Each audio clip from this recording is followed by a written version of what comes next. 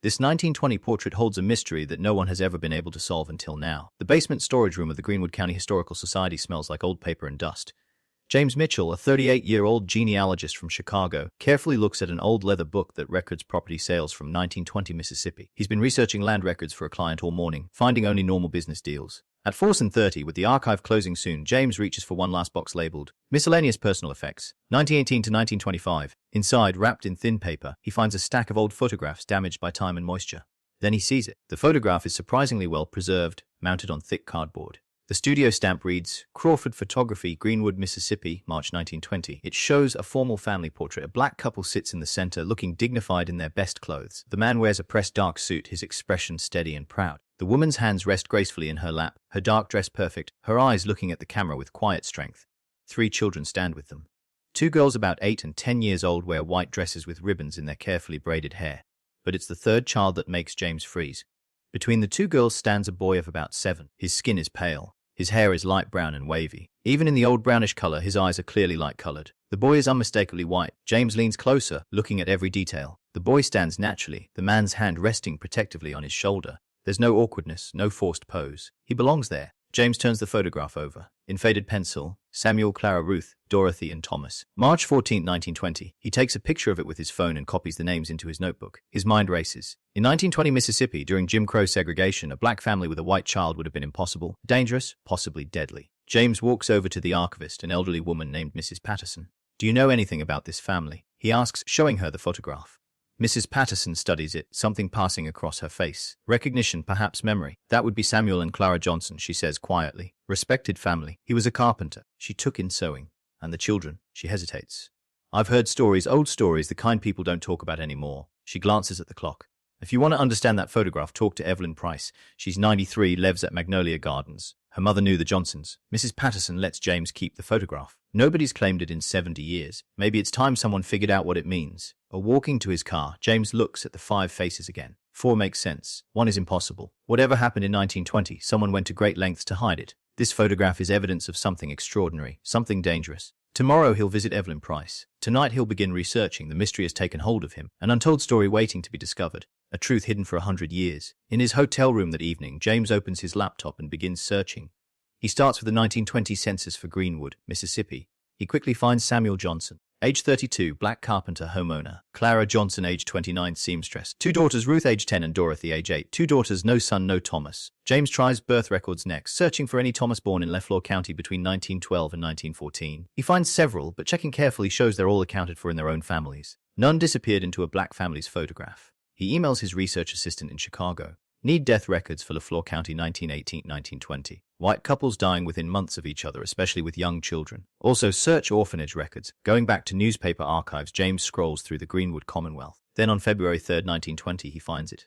Tragic accident, claims local couple. Mr. Robert Hayes, 34, and his wife Margaret, 29, died in a house fire on February 1st. The couple leaves behind one son, age 6. One son, age 6, the right age for Thomas. James searches for more about the Hayes family, but finds almost nothing. No follow-up articles. No mention of what happened to their child. He searches orphanages, Mississippi, 1920. The results are terrible. A 1921 reform report describes the Greenwood County Children's Home. Overcrowded, abusive, children used as unpaid labor. Children as young as 5 required to work 10 hours daily. Suspicious disappearances of children allegedly adopted, but records cannot be verified. His assistant emails back. Found it. Children's Home investigated in 1921. Multiple children unaccounted for. Director claimed adoptions but no paperwork. No charges filed. Facility shut down 1923. Records incomplete. Major gaps. James creates a timeline. February 1st, 1920. Hayes couple dies. February 3rd, 1920. Newspaper reports orphan son. March 14th, 1920. Johnson family photo with white boy named Thomas. 6 weeks between the fire and the photograph. James studies the image again. Samuel's protective hand on Thomas's shoulder. Clara's steady gaze. What did they risk? He finds the Johnson property record.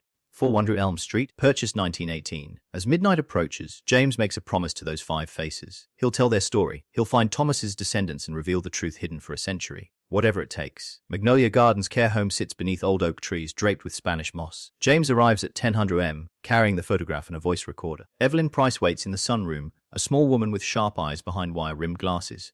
At 93, her memory remains clear. You're the genealogist, she says. Sit down. My knees don't work, but my memory is fine. James shows her the photograph. Evelyn takes it with trembling hands, age, not emotion, and studies it for a long moment. Samuel and Clara Johnson, she says quietly. I was 5 or 6, but I remember them. My mother knew Clara from church, Mount Zion Baptist. Do you remember this photograph being taken? I remember the talk. People were scared. Having that boy in the picture was dangerous, but Samuel insisted. He said if something happened, there needed to be proof the child existed.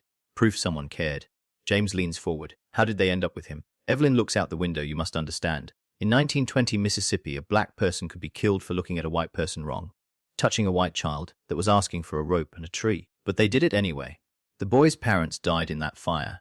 The Hayes family, poor white folks. When they died, nobody wanted him. He had no family. The orphanage, the Greenwood County Children's Home. We all knew what that place was. Children went in broken if they came out at all. They worked them like slaves, beat them, starved them. Some just disappeared. How did the Johnsons get involved? Samuel was working near where the Hayes lived. Day after the fire, he saw the boy sitting on the burned house steps alone. The county people were coming to take him to the children's home. Samuel went home and told Clara. My mother said Clara cried. They had 2 daughters and knew how dangerous it would be. But Clara said she couldn't let a child go to that place, no matter what color. She said God would judge them if they turned away.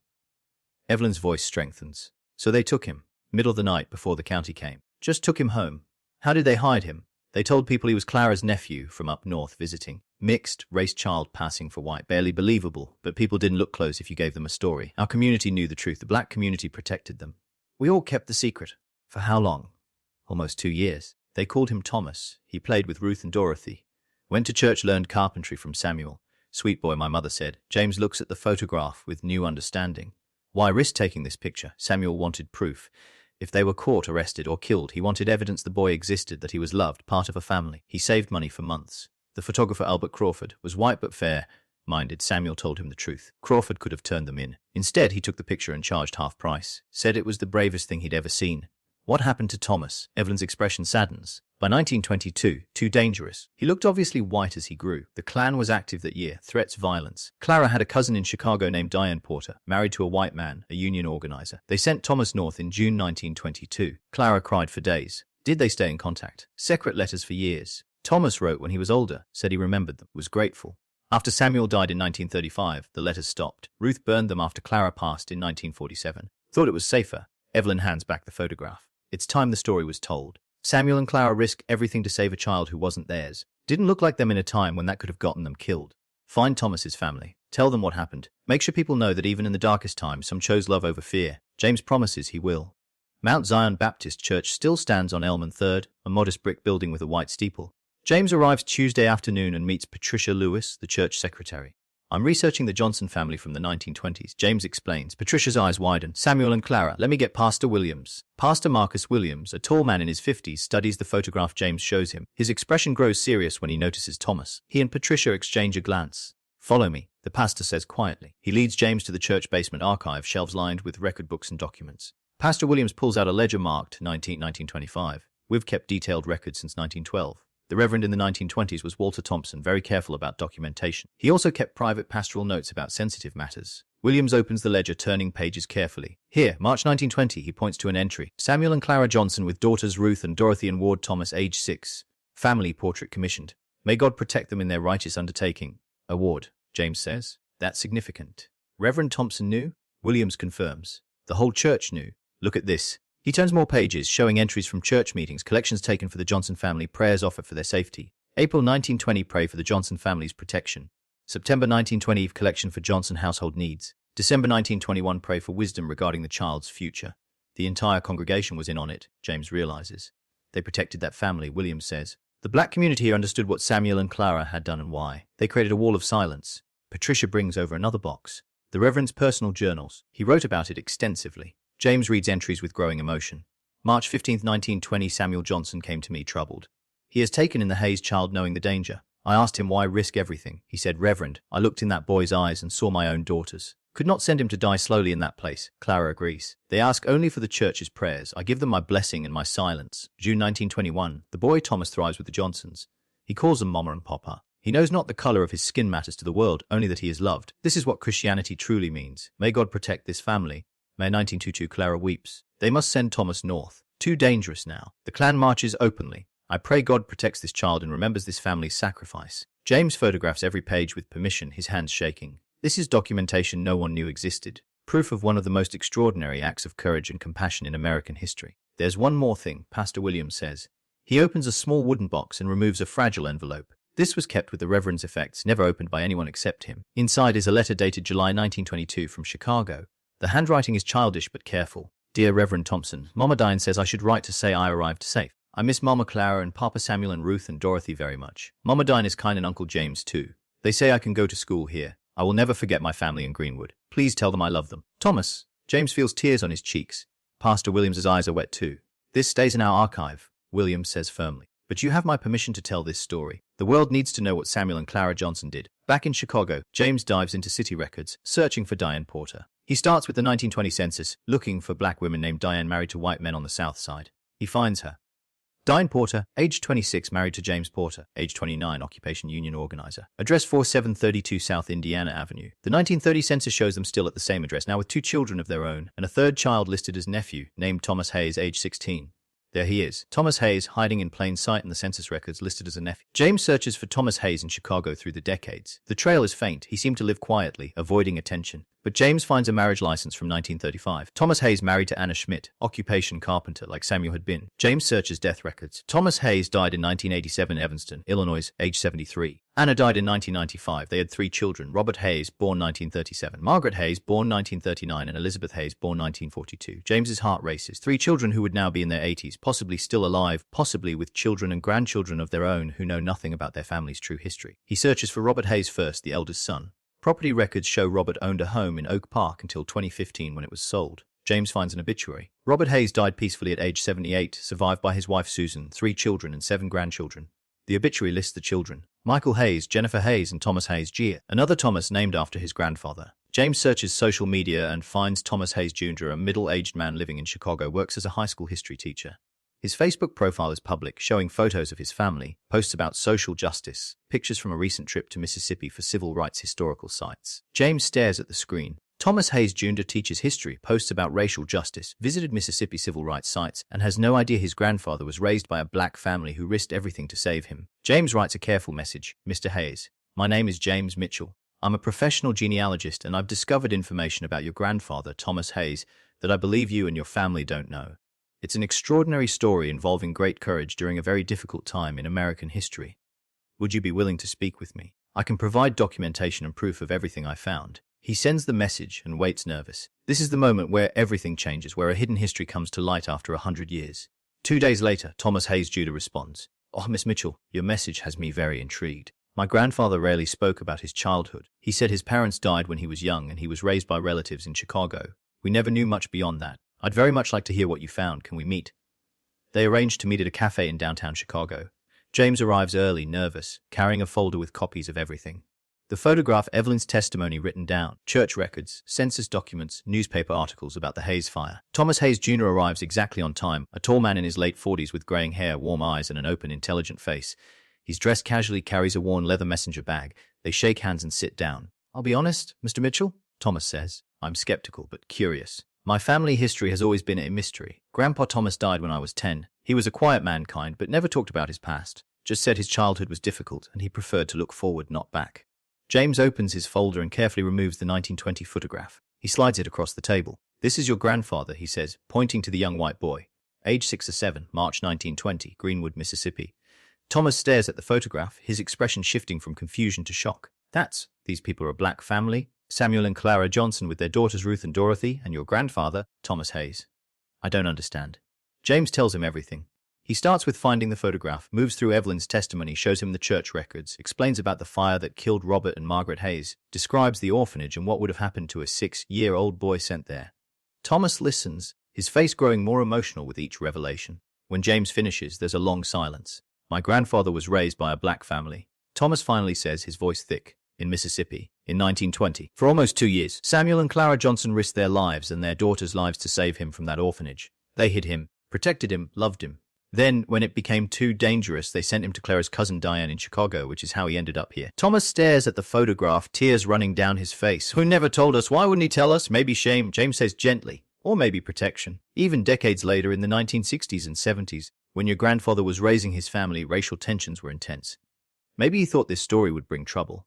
Or maybe he was protecting Samuel and Clara's memory. Or maybe, James pauses, maybe it hurt too much to talk about. He lost his birth parents in a fire, then lost his adopted parents when he was 8. That's a lot of loss for a child. Thomas wipes his eyes. Can I? He reaches for the photograph with shaking hands. May I? James hands it to him. Thomas studies every detail. Samuel's protective hand on young Thomas's shoulder. Clara's steady gaze. The two girls on either side of him. They saved him. Thomas whispers. They saved my grandfather, which means they saved all of us. My father, me, my children. None of us would exist if not for their courage. That's right. Thomas looks up. Are they descendants from the Johnson family? I believe so. I haven't traced them yet. I wanted to find you first. But Ruth and Dorothy both had children. There's a family tree out there that connects to yours through the years 1920 to 1922 through love instead of blood. Thomas sets the photograph down carefully. Mr. Mitchell, I need to tell my family. My siblings, my cousins. We need to know this story. And then he takes a deep breath. I want to find the Johnson descendants. I want to thank them somehow for what their ancestors did. I was hoping you'd say that. They talk for 2 more hours. James shows Thomas every document, every piece of evidence. Thomas asks questions, takes photos, makes notes. He's a historian by training and profession. He wants to understand everything, verify everything, make sense of this revelation that's rewritten his family's story.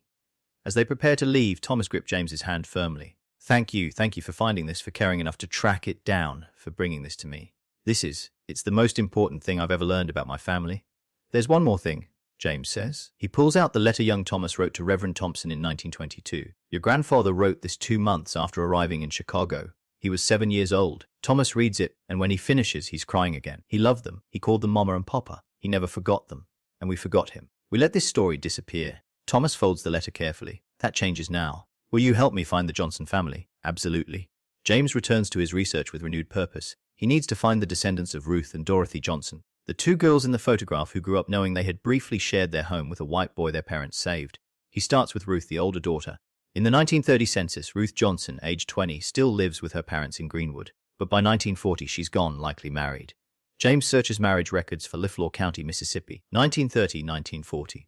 He finds it. Ruth Johnson married to William Crawford in 1933, Crawford, the same name as the photographer who took the 1920 portrait. James digs deeper and finds the connection. William Crawford was Albert Crawford's son. The photographer who documented the Johnson family's courage had a son who fell in love with Ruth Johnson and married her. They had 4 children. Albert Jr., Clara, named after Ruth's mother, Samuel, named after Ruth's father, and Mary. James traces them forward. Clara Crawford, born 1937, married Jerome Washington in 1958 and moved to Memphis. They had 3 children, including a daughter named Ruth Washington, born 1962. James finds Ruth Washington on social media. She's 63, a retired teacher living in Memphis, posts frequently about family, church, and civil rights history. He sends her a message similar to the one he sent Thomas Hayes Jr., explaining that he's discovered an extraordinary story about her great-grandparents. Ruth Washington responds within hours. My grandmother Ruth told me stories when I was young about something secret my great-grandparents did, something brave. She said I'd understand when I was older, but she died before she could tell me. Is this about that?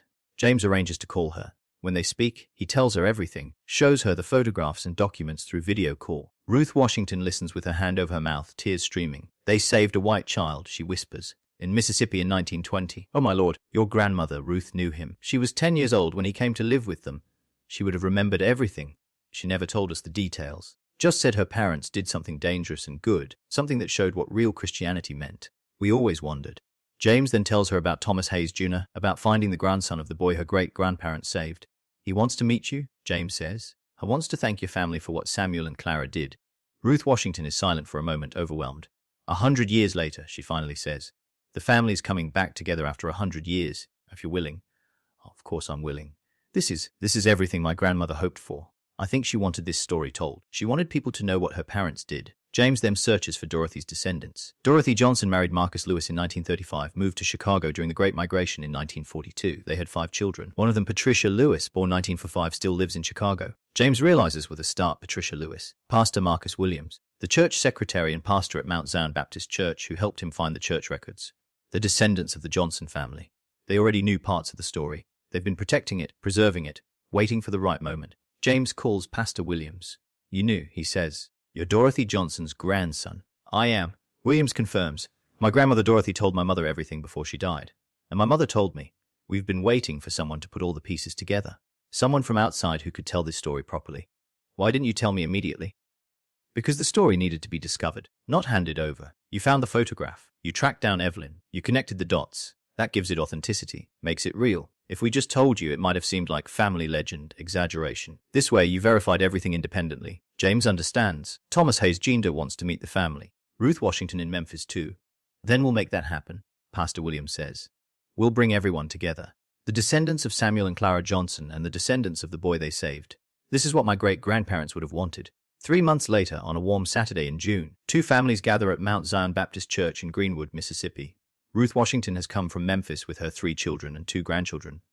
Pastor Marcus Williams is there with his extended family, 7 descendants of Dorothy Johnson. Other Johnson family members have traveled from across the country, nearly 30 people in total. And Thomas Hayes Jr. has brought his entire family, his 2 sisters, his children, his cousins, his nieces and nephews. 23 people who carry the blood of the boy Samuel and Clara Johnson saved in 1920. The church sanctuary is full. Media is not invited. This is private, sacred. James Mitchell stands at the front with Pastor Williams. Between them, displayed on a large screen, is the 1920 photograph. Samuel, Clara, Ruth, Dorothy, and young Thomas. Thomas Hayes Jr. speaks first. His voice shakes with emotion. I'm standing here today because of an act of extraordinary courage and love. My grandfather, Thomas Hayes, lost his parents in a fire when he was 6 years old. He should have been sent to an orphanage where he likely would have died or been broken. Instead, 2 people, Samuel and Clara Johnson, risked everything to save him. He looks at the Johnson descendants gathered before him. They weren't rich. They weren't powerful. They were a black family in Jim Crow, Mississippi, which meant they lived every day under threat of violence. Taking in a white child could have gotten them killed. And they did it anyway. Thomas pauses, composing himself. My grandfather lived to be 73 years old. He married my grandmother, raised my father and aunt and uncle, saw grandchildren born. He worked as a carpenter, a trade he learned from Samuel Johnson. He lived a good, quiet, decent life. All of that, all of us, exist because of what your ancestors did. He steps down and approaches Ruth Washington. I don't have words adequate to thank you, but I want you to know we will never forget this. We will tell this story to our children and grandchildren. We will make sure Samuel and Clara Johnson's courage is remembered. Ruth Washington embraces him, both of them crying. Around the sanctuary, there's not a dry eye. Pastor Williams speaks next. My great-grandparents Samuel and Clara Johnson were ordinary people who did an extraordinary thing. They saw a child in danger and responded with love despite the risk. That's the simplest and most profound truth of this story. He points to the photograph on the screen. This picture was taken as evidence, as proof that Thomas existed and was loved. Samuel knew it was dangerous to document what they'd done, but he insisted. He wanted there to be a record, even if it cost them. And now, 100 years later, that photograph has brought our families together. Ruth Washington then shares stories her grandmother Ruth told her, memories of young Thomas playing with her and Dorothy, learning carpentry from Samuel, helping Clara in the garden. My grandmother said Thomas was shy at first, traumatized by losing his parents. But slowly over months, he began to smile again, to laugh. She said Clara would hold him and sing to him, and Samuel taught him to measure wood and use tools. They loved him like their own. She pauses. And when they had to send him away when it became too dangerous, my grandmother said her mother cried for weeks. Clara never stopped thinking about him, wondering if he was safe, if he was happy. She kept hoping for letters for news, and she got some, secretly, for years until the letters stopped. Thomas Hayes Jr. stands again. I have something to share. He pulls out a box he's brought with him. When my grandfather died, we found this in his attic. We never knew what it meant, but now we do. He opens the box. Inside is a small wooden toy, a carved horse worn smooth by time and handling. Samuel Johnson made this for my grandfather. We know because there's a tiny SJ carved under the base. My grandfather kept it his entire life. 73 years. He kept this toy, kept this connection to the family who saved him. He hands the toy to Pastor Williams. This belongs in your family's history. It's proof that he never forgot them, just as they never forgot him. The two families mingle, share stories, embrace. Strangers by blood, but connected by a bond stronger than genetics. The bond of sacrifice and love across the color line in one of America's darkest times. James watches it all, documenting with photos and notes, witnessing history correcting itself. After the gathering, Thomas Hayes Jr. and Pastor Marcus Williams hold a press conference outside the church. The story has leaked. Too many people knew about the reunion, and now journalists from across the country have come to Greenwood. Thomas speaks to the cameras. In 1920, my grandfather, Thomas Hayes, lost his parents in a fire. He was 6 years old, alone, and about to be sent to an abusive orphanage. A black family named Johnson took him in, hid him, protected him, and loved him at tremendous risk to themselves. Today, our families reunited to honor that act of courage. He holds up the 1920 photograph. This picture was taken as evidence, as proof that a child existed and mattered. Samuel and Clara Johnson wanted the world to know that they had loved this boy, even if it cost them everything. 100 years later, their wish has come true. The world now knows. The story goes viral. Major newspapers run it. Television networks feature it. Social media explodes with shares and comments. The photograph of Samuel, Clara, and the children is seen by millions. The response is overwhelming. People are moved, inspired, challenged. In the comments and conversations that follow, people discuss racism, courage, compassion, and what it means to do right despite the cost. Some criticize. Why focus on a black family saving a white child? What about all the black children who needed saving? It's a fair question, and Pastor Williams addresses it directly in interviews. This story doesn't diminish other struggles, he says firmly. Samuel and Clara Johnson's daughters, my grandmother and great-aunt, faced racism their entire lives. The Johnson family knew oppression intimately. That's what makes their choice so powerful. Despite everything they suffered, despite the danger, they chose love. They chose to save a child who would grow up with privileges they'd never have. That's not a statement that racism doesn't matter. It's proof that their humanity went beyond it. Thomas Hayes Judith adds, I grew up white in America with all the advantages that brings. My grandfather grew up white. Our family has benefited from systemic racism for generations, but none of us would exist if not for a black family's courage. That's a debt we can never repay, but we can honor it by fighting against the systems that made their act so dangerous in the first place. The Hayes and Johnson families establish a foundation in Samuel and Clara Johnson's names, funding scholarships for foster children and supporting child welfare reform. The 1920 photograph is donated to the National Museum of African American History and Culture in Washington, D.C., where it's displayed with the full story, a testament to courage, love, and the best of human nature. James Mitchell writes a book about the discovery and the families, documenting every detail. The proceeds are split between the Johnson and Hayes descendants. Mount Zion Baptist Church becomes a place of pilgrimage. People come from across the country to see where Samuel and Clara worshipped, to walk the streets they walked, to pay respects to their courage. The house at 412 Elm Street, long abandoned, is purchased by the foundation and restored as a museum and educational center, teaching visitors about Jim Crow-era racism and the individuals who resisted it through quiet acts of profound courage. Years later, James reflects on what the story means. Samuel and Clara Johnson weren't famous. He tells an interviewer, they didn't lead movements or give speeches. They were working people trying to survive in a brutal racist system. But when confronted with a choice, ignore a child suffering or risk everything to help, they chose love. That's heroism. Not the loud kind, but the kind that changes the world one life at a time. Thomas Hayes Jr., now in his 60s, speaks at schools and churches telling his grandfather's story and the Johnson sacrifice. My grandfather lived because two people cared more about a child's life than their own safety, he says. That's the America I want to build, where we see each other's humanity first, where we take risks for each other, where love overcomes fear. The Johnson descendants carry their ancestors' legacy with pride. Ruth Washington's granddaughter, studying social work, says, I'm not surprised Samuel and Clara did what they did. When I look at their photograph, I see it in their eyes. Strength, compassion, determination. They raised their daughters to have those same qualities. It's in our family passed down. 5 years after the reunion, the families gather again, this time for a happier occasion. Thomas Hayes Jr.'s daughter Sarah is marrying Marcus Williams C., Pastor Williams' grandson. The wedding takes place at Mount Zion Baptist Church, where Samuel and Clara worshipped, where Reverend Thompson documented their courage, where two families reunited after a century. The church is decorated with photographs spanning generations. Samuel and Clara with young Thomas in 1920. Thomas Hayes as an adult with his wife and children. The Johnson descendants through the decades. And now this moment, two families joined not just by history, but by love. During the ceremony, Sarah and Marcus honor their ancestors. They place flowers before a portrait of Samuel and Clara Johnson, acknowledging that without them, neither family would be here today. Love brought us together twice, Marcus says in his vows. First in 1920 when my great-great-grandparents saved Sarah's great-grandfather. And now in 2025 when we choose each other, we carry their legacy forward. The legacy of love that goes beyond every barrier. The reception is joyful, celebratory. Hayes and Johnson descendants dance together, sharing stories, strengthening bonds formed 5 years earlier. The divisions of race that once made their connection impossible now seem distant, overcome by shared history and chosen family. James Mitchell attends as an honored guest. Now in his mid-40s, he's built his career on this story. But his greatest satisfaction comes from watching these families thrive together. This is what I hoped for, he tells Ruth Washington, now 71. Not just uncovering the past, but healing it, bringing it forward. You gave us back our history, Ruth says. We always knew Samuel and Clara were special, but we didn't know the full story. Now we do. Now the world does. As the evening ends, the families gather for a photograph. Dozens of descendants of both families standing together where Samuel and Clara once stood in front of the church that sheltered their secret. Someone holds up the original 1920 photograph. Then and now. A century between them, but the connection unbroken.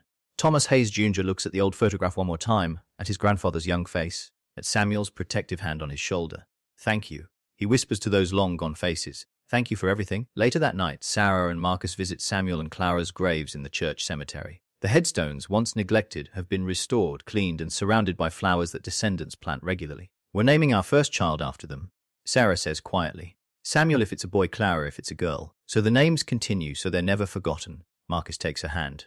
They won't be forgotten.